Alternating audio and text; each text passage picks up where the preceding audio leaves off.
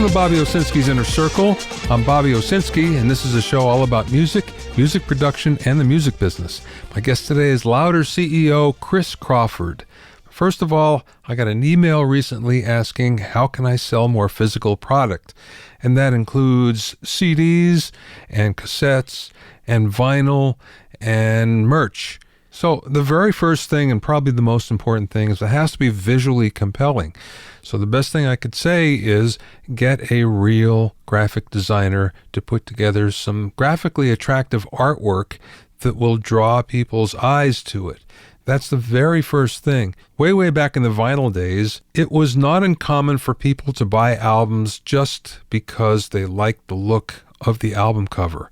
It's much more difficult for that to happen these days with CDs, but of course, if you are printing vinyl, this is something that could be vitally important to the sales. The second thing is it always helps to be offering something that's a limited edition. So one of the ways is to number your items. So for instance, if it was a piece of vinyl, it would be numbered 1 of 100, number 10 of 100, number 99 of 100.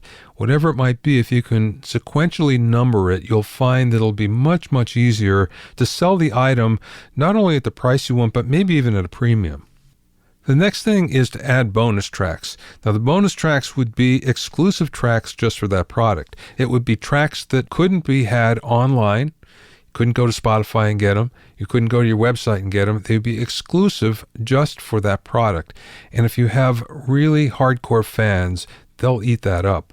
Number 4 is provide a bundle. So the bundle might be something like if you buy a CD or if you buy the vinyl, you'll also get a t-shirt with it, or you'll get a mug, or you get a combination of a mug and a patch and a sticker and whatever the case, whatever kind of merch you have. But bundles work.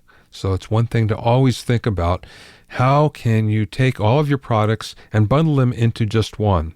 And the last thing is special liner notes. Now, like I just said, many times albums used to be sold on the basis of the graphics of the cover, but also on the liner notes. So people would look at the liner notes and would find them particularly attractive or so intense that they couldn't read everything while they're standing at the store, so they would buy it to read later. So this is another thing to think about, where there's a lot of information and a lot of information that you can't get anywhere else. So those 5 things will help you sell a lot more physical product, have something that's visually compelling, make it a limited edition, include bonus tracks, bundle some items together, and finally some special liner notes. If you have any questions or comments, send them to questions@BobbyOInnerCircle.com. If you want to learn more about the basics of mixing, sign up for my Music Mixing Primer course. Go to mixingprimer.com to learn more. Also check out my new Hitmakers Club for access to all my courses, monthly workshops and Q&A webinars, a powerful online group, and much, much more. Go to hitmakersclub.com to find out all about it. Now, recently, I've also gotten a lot of emails and a lot of comments on the website, a lot of questions in general about remastering for streaming. Everyone is pretty aware that Spotify now normalizes to minus 14 LUFS, Apple Music is at minus 16, YouTube is at minus 13, and because of that information being out there, everyone thinks that they have to master to those levels. That's not the case, however. What that really means is all those services are going to normalize the level to their own particular in-house levels. So whatever level your submitted master is, it's going to get reprocessed anyway. It doesn't even matter if it's the right level that they're looking for. They're still going to reprocess it. Why? Well, all services these days, and this includes Spotify, Apple Music, TuneCore, CD Baby, which are aggregators, they all ask for at least 44:116 masters. So in other words, they want CD quality masters. And in the case of Apple Music, they want high resolution masters. They want 9624, if possible.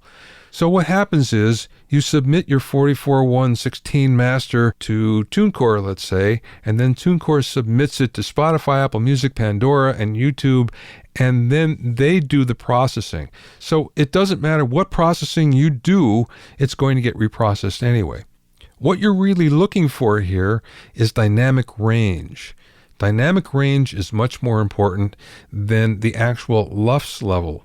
What you're looking for is a dynamic range that goes anywhere between 8 and 12. So in other words, 8 dB of dynamic range on the low end and 12 dB in the high end.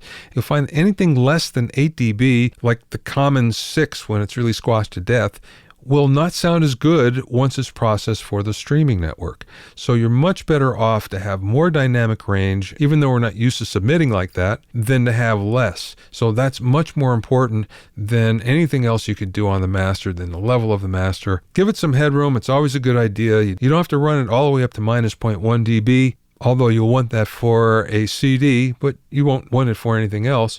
Even so, the most important thing here is not the Spotify, Apple Music, YouTube levels. It's the dynamic range that's the most important factor here. The reason why those specs are out there by Spotify and Apple Music and Pandora and YouTube, the reason why they're out there is so you could listen at those levels to see what it's going to be like after it's processed. So there's a lot of plugins these days that will actually do that automatically for you so you can hear what happens. But it's only for that reason alone, to hear what happens after they process it. It's actually not the processing yourself that you're going to do. So I hope that clears things up. Just make sure that you supply a 4416 master, CD quality master to your aggregator. And if you're signed to a record label, then you're giving them a high-res master. And everybody will be happy, especially you, when you hear your music on one of the streaming services. My guest today is CEO of Loudr, Chris Crawford. Loudr is an online source for artists to easily and cheaply obtain licenses for cover songs. The company also operates on the other side of the business, too, using its technology to efficiently match metadata between publishers and streaming services, then collecting and distributing the royalties. I spoke with Chris via phone from his office in San Francisco. Let's go back to the beginning here. Perhaps it's best to tell our audience what Loudr is. Why don't you describe Loudr, please? Yeah, absolutely. So Loudr came from an idea back in 2009 to get a cappella music onto the iTunes store. At the time, I was a collegiate a cappella director and arranger, and I was also interning in the iTunes promotions team here in California. And at the time, it seemed like iTunes had everything. I mean, we had hundreds of yoga mixes and meditation albums, but there were only 6 a cappella albums. And when I dug into why, it was a rights issue. A cappella music is primarily made up of cover songs. So you have a lot of organizations or people that control the rights to their recording, but they don't control the rights to the songs that they're covering. And there wasn't a streamlined way to obtain those mechanical licenses, distribute the content to the store, and then every time sales were made, or in that case, predominantly downloads, paying the correct songwriters and publishers. And this issue was compounded with your typical a cappella group doing basically an album of 10 to 12 songs of all sorts of different styles. So it's not like you'd have a Beatles cover song album. You'd have some of the latest hip hop hits and some country songs and some pop songs. And so it really spoke to a desire to centralize it and make it easier for independent artists to obtain these licenses and basically release the content that they were already recording. And so we originally focused on a cappella music. We called the company A Cappella Records to make it sound like the most official thing going in a cappella at the time. We launched it the same day that Glee came out here in the US, which was a complete coincidence, not part of the master plan at all. I'd like to think it was, but it wasn't. And we built a business that way, started working with a couple hundred a cappella groups across the world for all their distribution and their licensing in the US. And then we basically learned that nobody knows how to spell the word a cappella. Even a lot of the fans of a cappella don't know how to spell the word a cappella. That's 2 P's, 2 L's, 2 words, which made emailing us very challenging, made going to the website very challenging. And so we decided to simplify our branding and also open it up to independent musicians across all sorts of styles and genres. And that's when we changed the company brand to Loudr. And we did it without the E. I'm not sure exactly where the E or when it fell away, or maybe it's just part of the influence of being surrounded by companies like Flickr and Tumblr here in the San Francisco Bay Area. But we changed the name to Loudr, opened it up, and started supporting thousands and thousands of independent musicians. And at the time, since we were also a distribution company, we were working closely with the big stores, and specifically the big streaming platforms.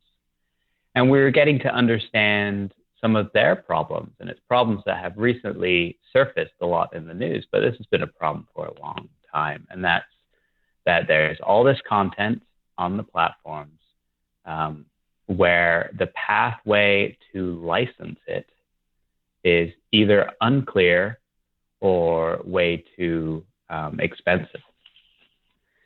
And what I mean by way too expensive is that ultimately, if you could take everything that's not registered in the Copyright Office and file electronic NOIs to the Copyright Office before you release everything.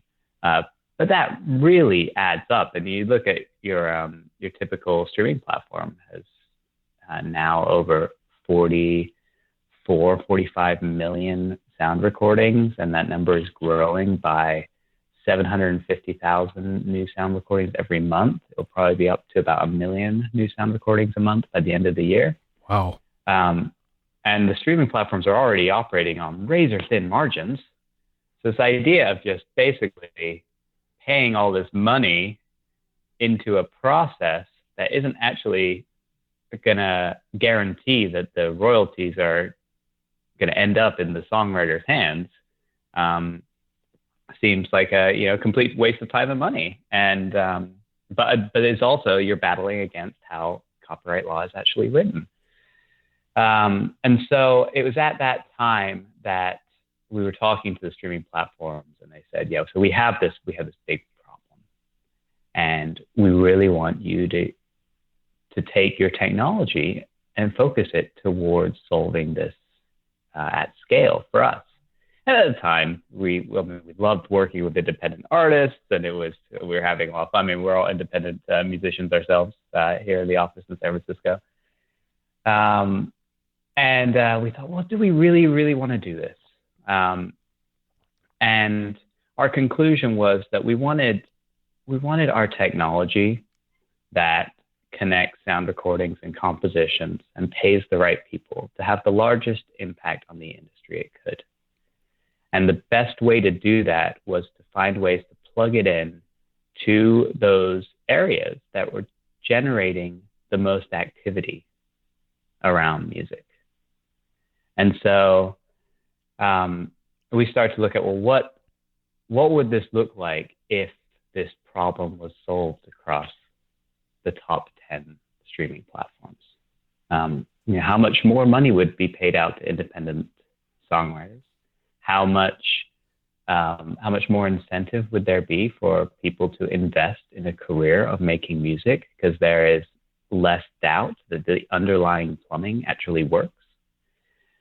And also, we're here in the Bay Area, we're constantly surrounded by people with new music ideas that can't get any funding, because anything that involves music has a rights implication. And a lot of the investors here say, no thanks.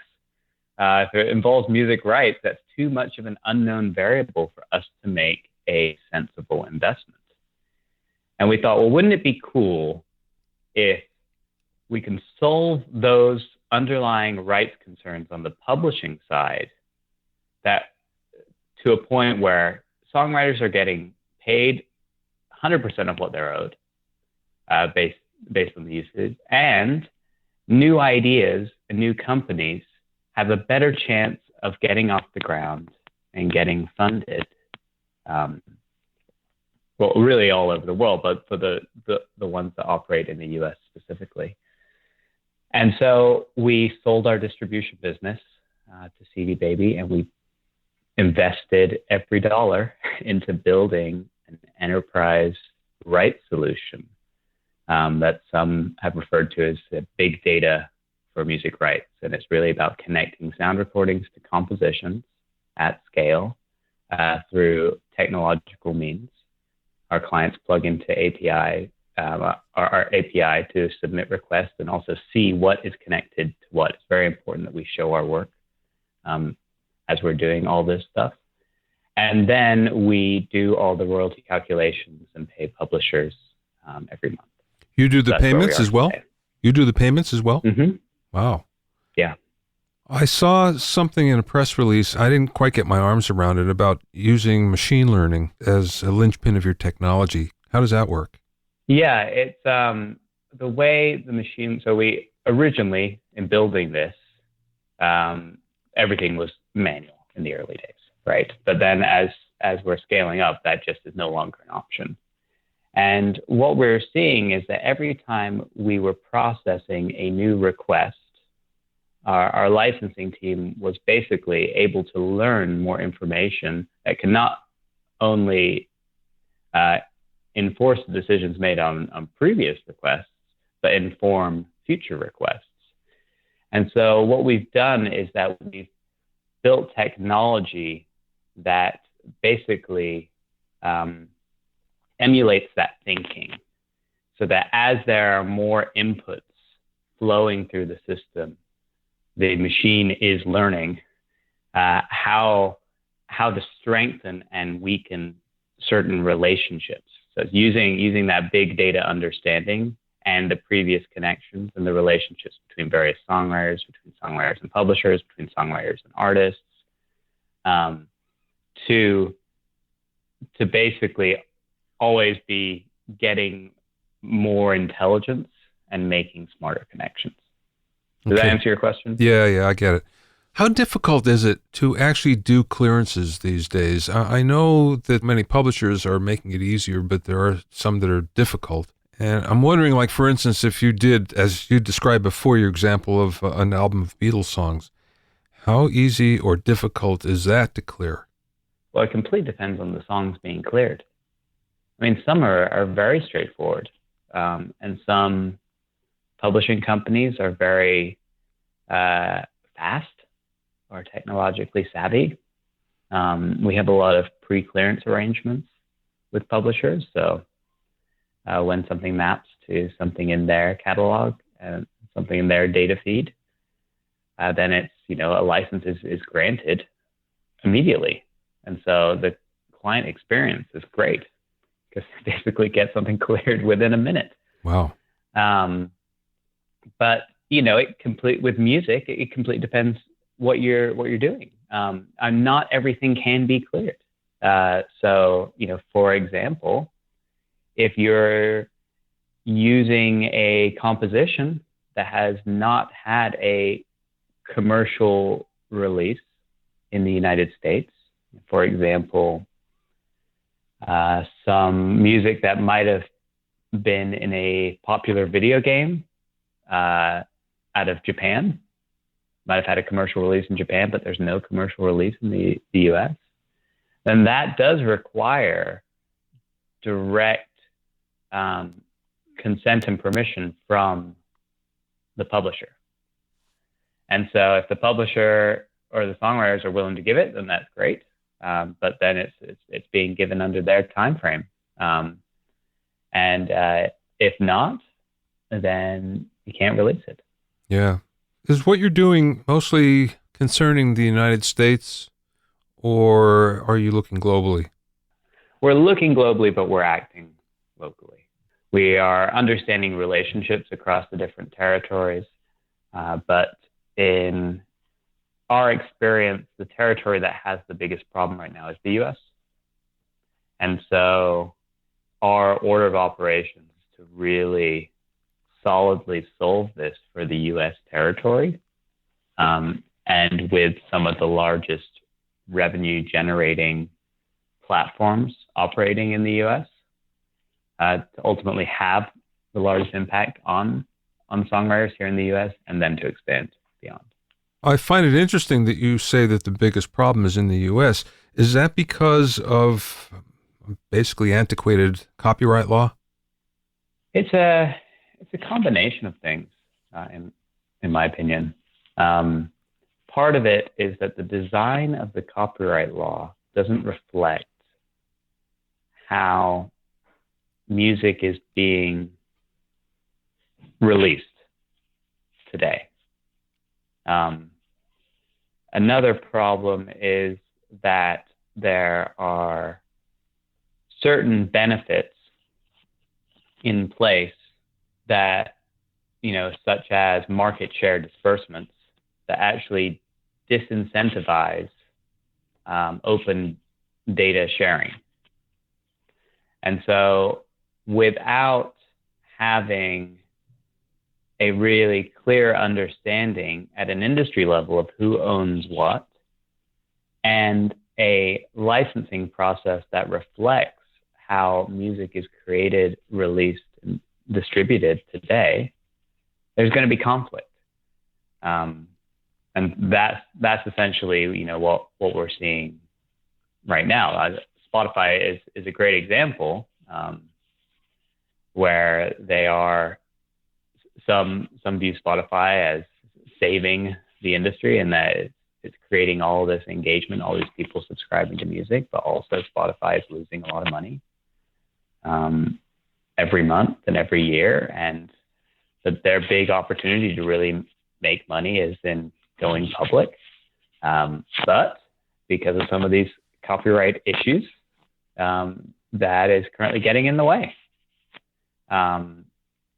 So I think there's a real opportunity to fix fix things. I think it's a good time to invest in fixing infrastructure in the industry because it's so needed. But I also believe it's now gotten to a point where it can't be ignored anymore, and that these core issues are going to be addressed pretty head on over the next couple of years. What's the biggest problem or the thing that needs fixing the most? Of all of those? Yeah, I know there's multiple issues here that we're talking about, but in your mind, what do you think is the most important? I think if we did have a central agreed upon registry that clearly showed who owns what and what percentage they own, a lot of the other problems would go away. So I think if there could be one thing as an industry that we get first to tackle these problems, it would be that central registry. There's a lot of talk around some of the blockchain technologies helping make the transaction process more efficient, which I think is really great. But I think that's the second part of the problem. I think before you install glass walls on the house, you need to clean up the house. And as an industry, a central database or a central repository with support and buy-in from all the major players would get us to a clean house. Yes, but ASCAP and BMI just announced a version of that anyway, and there was a lot of pushback, surprisingly enough. What's your take on that? I think it's interesting that they are doing it without CSAC and GMR. Because if the goal is to basically say, as a country, we are working together to strengthen the ecosystem, then you get all the major performing rights organizations together and say, all right, let's compare notes, let's have a clean database, and let's present a unified front and recognize that we compete in certain elements, but we are aligned on this. And that wasn't the announcement. The announcement was that, well, two of us are going to do it. Yeah. So I actually think that while it is going to clean up things that are currently different between ASCAP and BMI, it doesn't seem like the intention is for a definitive database of rights or rights information in the U.S. It seems actually a bit more protective against the interests of ASCAP and BMI to me. Yeah, I can see how you feel that way. Yeah, definitely. But I mean, what do you think about that announcement? I guess I feel somewhat the same way. It felt very incomplete. It felt rushed. I almost get the feeling, and I have nothing to base this on, it's just from what I read and a few people that I talk to, I get the feeling that the whole idea was to get every organization involved. And when they couldn't get everybody involved at a certain time period, they decided to go ahead just to announce it and see if they could pull in CSAC and GMR later. Again, I can't substantiate any of that, but that's sort of what I feel. So a step in the right direction, maybe. But I'm sort of surprised, though, there was a lot of pushback from a lot of different places rather than being celebrated. I think ASCAP and BMI certainly thought that it was going to be celebrated more than it was. Yeah, it's a tough industry. Sometimes you try to do the right thing and you get more criticism than praise, right? Yeah. Well, okay. That brings me to a question then, Chris. Publishing and music licensing is deep. It is a really difficult subject. How did you learn the ins and outs of it? That's a great question. I mean, in the early days, we read a lot of books and we worked with a lot of lawyers and we worked closely with a handful of publishers to really understand the needs of different participants in the industry. We put together an advisory board that was made up of professionals from the different areas. For example, one of our advisors is the former general counsel of Rhapsody. Another one of our advisors is the president of Downtown Music Publishing. And another advisor is the general counsel of, or the former general counsel of RightsFlow and Source3. So now he's at Facebook. And so having those opinions at the table as we're building out a business are so valuable, because we're constantly, we have the technology mindset of, well, how can we make this more efficient? How can we make this have such a large impact and make everything easier? And then we're able to bounce our product ideas off of an advisory board that says, well, this is how publishers try to look at this. And this is how services look at this. And then we're constantly eliciting feedback from the publishers we work with and the services we work with. What I find interesting is even publishers that have been in the business for a long time are kind of befuddled by the way streaming works and the way their income streams are from it. As a matter of fact, last year, everybody's a little more hip to it now, but last year, I remember talking to two small publishers, but people have been in the business and been successful for a long time, 20 plus years. And they had no idea about streaming mechanicals. They just didn't know. And I'm thinking, well, how is this possible? Are you guys still in business? But, it's the case where even publishers with lots of experience are a little befuddled by all this. Well, have you seen the formula? Yes. The formula to calculate a streaming mechanical? Yes.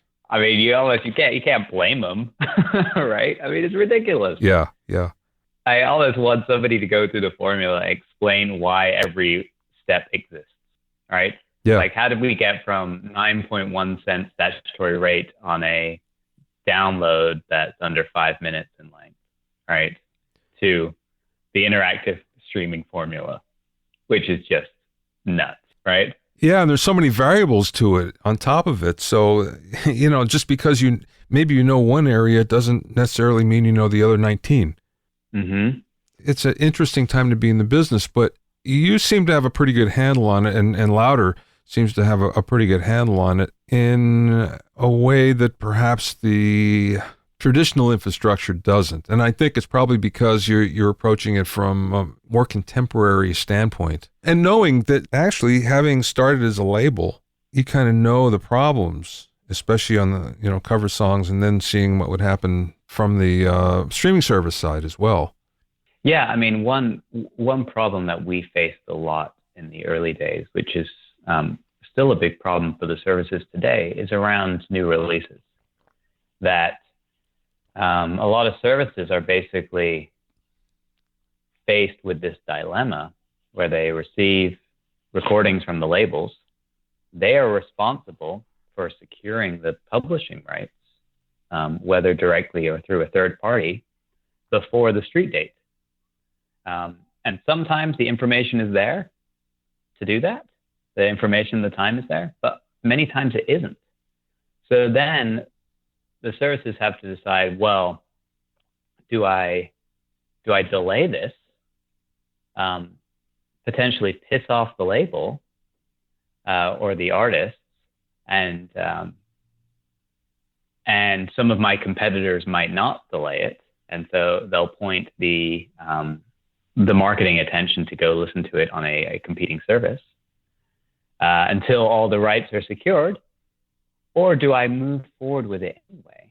Yeah. And just hope that the rights will get secured? And so we've been very focused on that problem lately, because we feel like we want to remove that question from even being asked. We want to provide the mechanism so that everything can be secured before street date, that services no longer have to choose. Do you have a hard time getting metadata? Depends from who. Some of it, yeah. Some of it, no.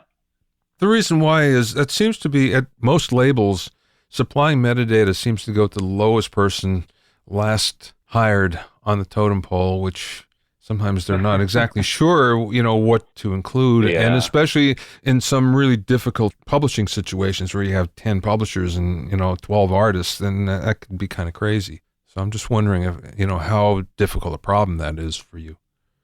It is a problem because it is so inconsistent.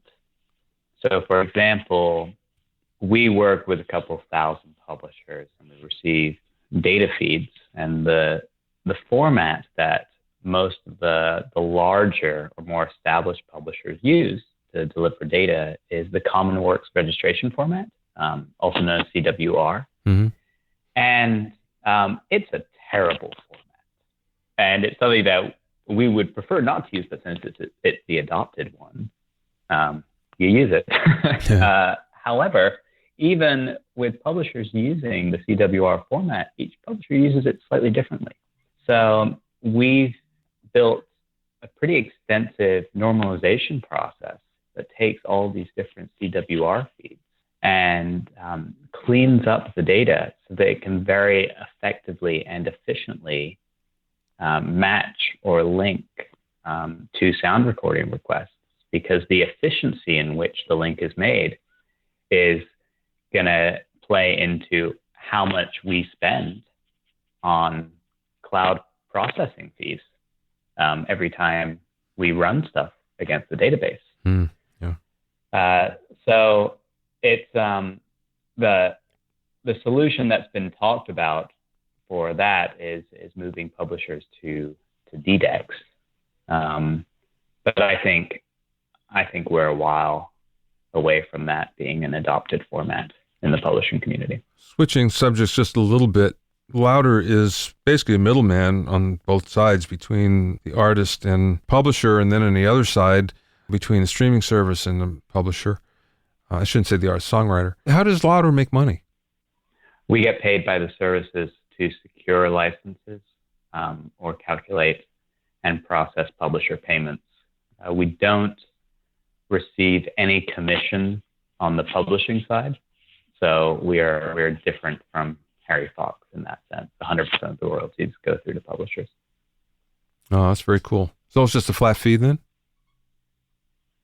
It depends on the level of service, but it's typically a per request fee where we only charge when a license is put in place. Oh. So, for example, obscure requests that are a dead end or where a license cannot be put in place, we typically do not charge for that. Okay. Here's a good question for you. So, getting away from enterprise for a little bit and going back to indie songwriters and artists, what should they know about licensing that they don't? Put it another way, what's the most important thing that they should know about licensing? I think it's really important to have a clear understanding of what rights you have and what rights you don't.